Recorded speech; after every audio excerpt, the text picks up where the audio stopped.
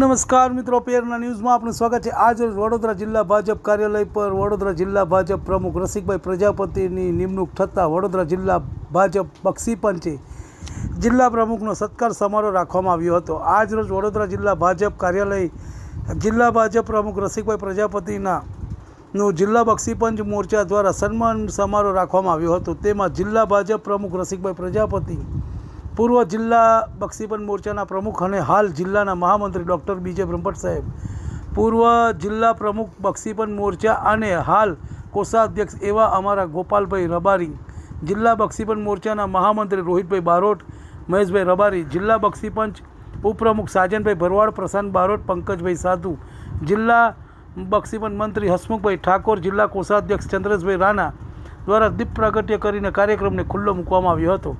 ત્યારબાદ જિલ્લા ભાજપ બક્ષીપંચ ઉપપ્રમુખ સાજન ભરવાડે જિલ્લા પ્રમુખ રસિકભાઈ પ્રજાપતિને ભરવાડોની શાન કહેવાય તે લાકડી અને પાઘડી આપીને સન્માન કરવામાં આવ્યું હતું।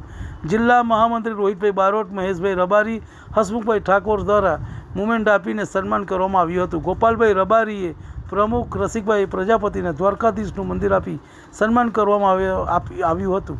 ત્યારબાદ જિલ્લા તાલુકાના વડોદરા ગામ્યો દભોઈ, વાઘોડિયા, સિનોર, કરજણ, દેસર, સાવલીના પ્રમુખ મહામંત્રી અને તેમની ટીમ દ્વારા જિલ્લા પ્રમુખ રસિકભાઈ પ્રજાપતિને સન્માન કરવામાં આવ્યું હતું। રિપોર્ટ જવલ કંસારા, ડભોઈ। તમને અમારા સમાચાર પસંદ આવ્યા હોય તો like, share, bell icon, comment અને સબસ્ક્રાઈબ કરો।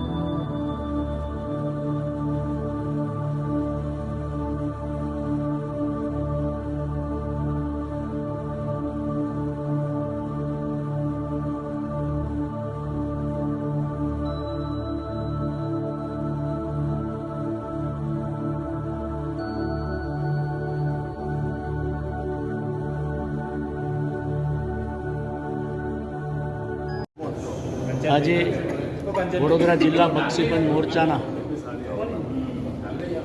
વડોદરા જિલ્લાની મને ભારતીય જનતા પાર્ટી અધ્યક્ષ તરીકે નિમણૂક કરી છે, ત્યારે આ મારા વડોદરા જિલ્લા ભારતીય જનતા પાર્ટીના બક્ષીપંચ મોરચાના જિલ્લાના તમામ મંડળમાંથી અને જિલ્લાના હોદ્દેદારો, કારોબારી સભ્યો અને વિશેષ સમાજના આગેવાનો સાથે મળીને એક વડોદરા જિલ્લા પ્રમુખ તરીકે જવાબદારી મળી છે. તો મોરચાના તમામ કાર્યકર્તાએ મારું આજે સન્માન કર્યું છે.